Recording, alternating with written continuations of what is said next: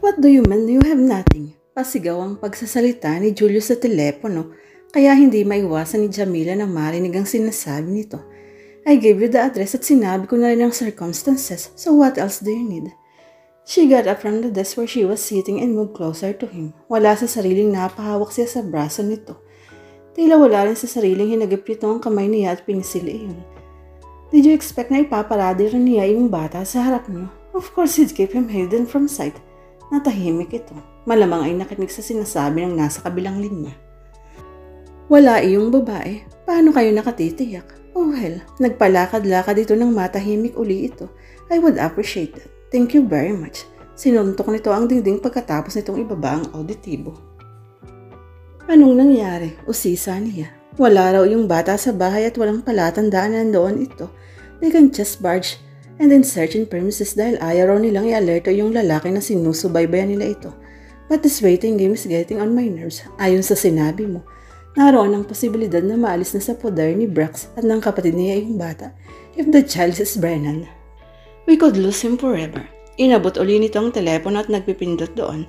I'm calling the private investigators. Maybe they could come up with something more positive. Habang nakikinig siya sa pakikipag-usap nito ay may ideyang gumiit sa isip niya. It was a foolhardy plan but the result seemed more immediate. Hindi pa naman naaalertuhan si Brax ng under suspicious ito. Baka may magawa siya para mapilis ang pagbawi sa bata. She was starting to believe now that even if the baby was not Brennan, he or she did not belong to Brax or to his sister. Julius, may suggestion ako. Kinalabit niya ito na abala pa rin sa pakikipag-usap sa telepono. Nang hindi siya pansin nito ay hinila na niya ang t-shirt nito. I call you back. May kakausapin lang ako anito. Nang paulit-ulit na tawagin niya ang pansin nito. What? Tanong nito nang ibaba na nito ang telepono. I have a plan. Isinalaysay niya ang planong naisip niya. No way, it's too dangerous. Wika nito pagkatapos siyang pakinggan nito. You're not trained for those kinds of things. Ano ang plano ng PI na kausap mo? Usisa niya. He's trying to come up with something. Matatalagalan pa iyon. Sa'yo na nga mismo nang galing na kapag naipasa sa ibang bata ay baka mahirapan na tayong tuntunin ito. Giit niya. But the child might not even be Brennan. Are you willing to take the chance that he is that our child?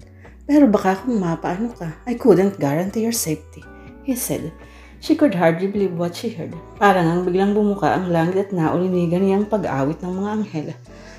Sa sinabi nito ay mas nabakas siyang pag-aalala. He was concerned about her safety. I'll be fine. Pwedeng-pwede naman akong umalis kung sakaling matunugan kung nasa peligro ako. I don't know, Jamila. Like I've said before, I am Brennan's mother and I love him so much. Dahil doon ay handa kong itaya ang buhay ko para sa kanya. Well, just let the authorities do their job.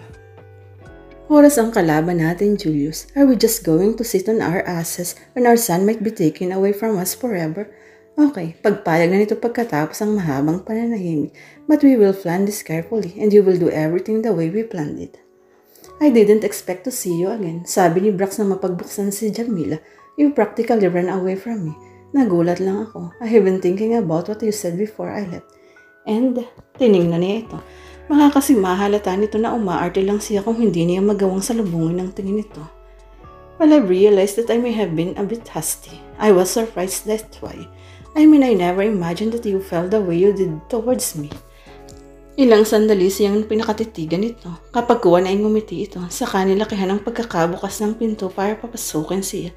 Pasimpleng nagpalinga-silinga siya nang makapasok siya. Nakaalis na ba yung sister mo? Kasual na tanong niya. Yeah, she left shortly after you did. May sinabi ba sa'yo na kahit na ano? Sa akin? Wala. But I saw her talking to you in the parking area. Yun na rin nga ang pinagtataka ko. Tinawag niya ako pero wala naman siyang sinabi. I see. Tumangutang mo ito.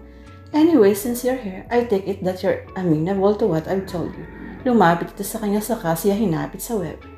Then he dipped her head and planted a kiss on her side of her neck. It took all of her willpower, not to cringe.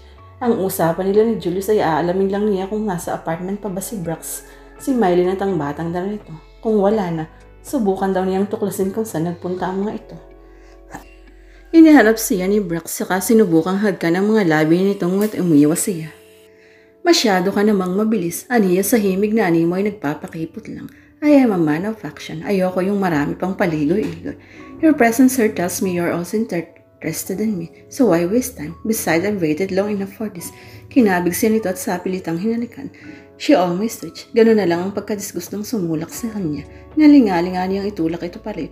Sa halip ay pinilit niyang ipatong ang mga kamay niya sa balikat nito. Habang nakasilip sa binocular si Julius ay napamura siya. He wanted to call himself all kinds of fool for agreeing at Jamila's plan.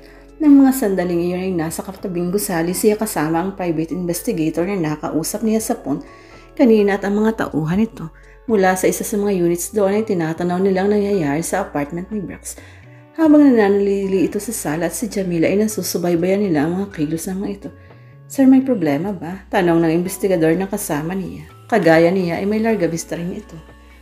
The jerk is kissing her and you ask me if there's a problem. And that was when it hit him. The idea of some other guy kissing Jamila was making him start craving mad.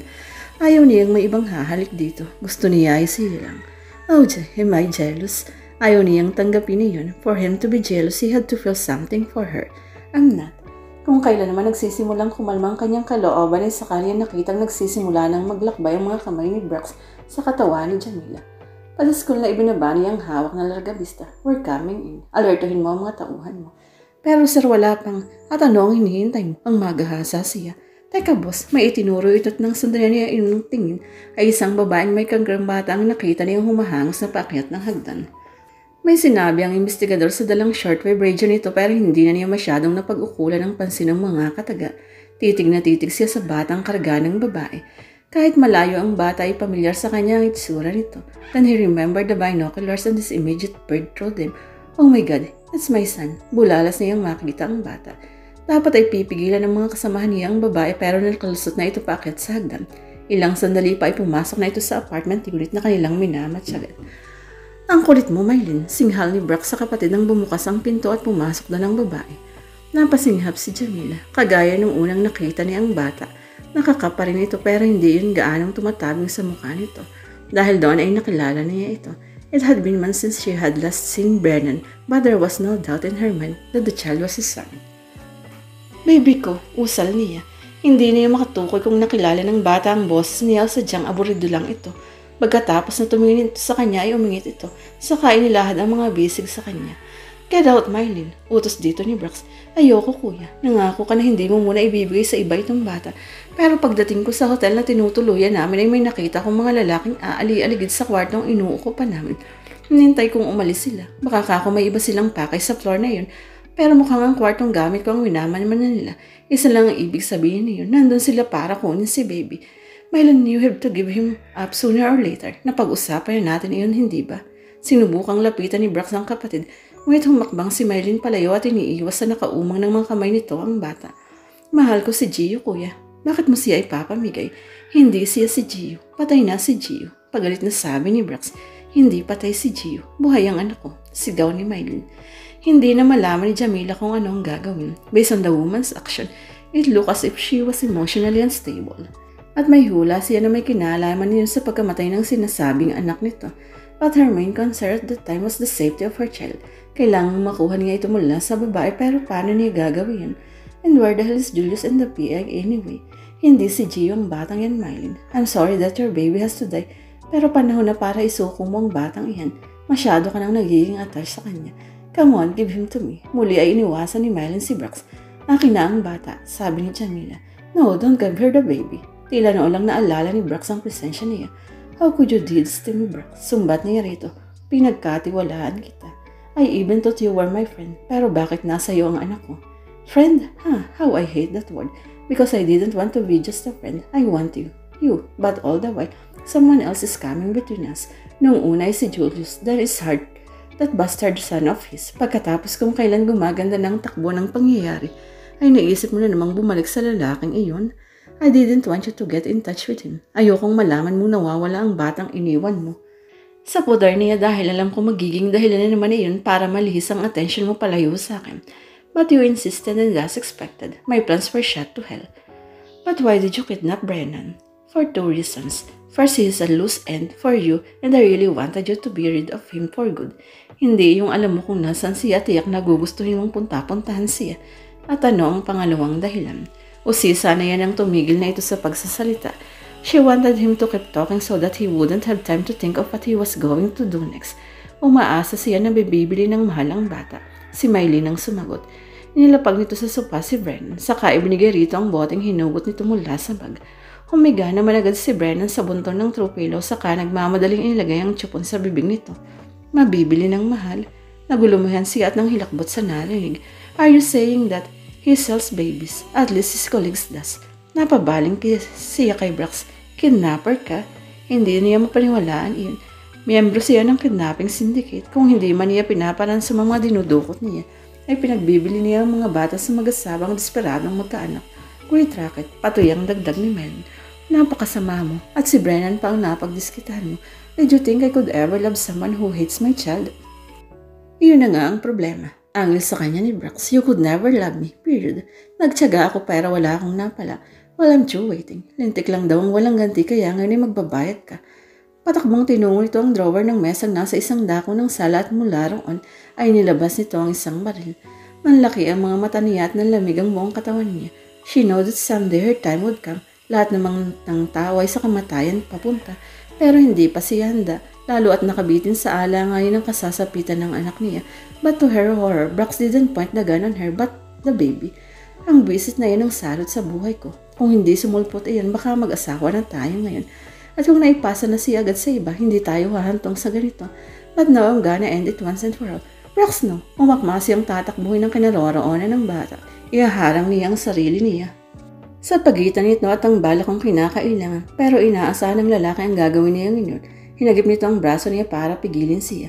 Binitiwan ni Brennan ang bote at nilingaw ng kinaroroonan niya. Malamang ay nagulantang ito sa pagsigaw niya. He looked at her with such innocence in his eyes and that made her more guilty for not being there when he needed her. Nagpumigla siya pero lalo lamang humigpit ang pagkakasaklot ni Brax sa braso niya. Stop it, bitch. She felt that she too had died when he heard the sound of gunfire. No, malakas na sigaw niya. Si Julius ang nauuna sa pagtakbo papunta sa apartment unit ni Brax, pero nang malapit na siya ay hinila siya at pinigilan ng investigador.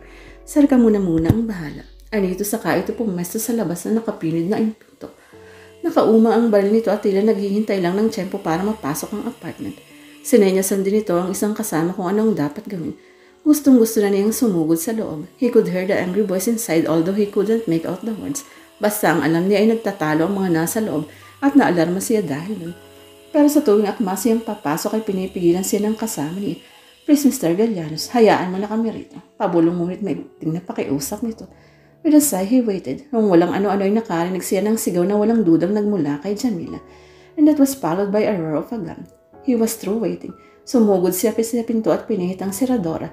He was prepared to knock down the door if he had to, but to his surprise the knob turned. Hindi yun nakalak. Pinihit niya yan saka itinulak ang pinto. The sight that greeted him filled him with horror.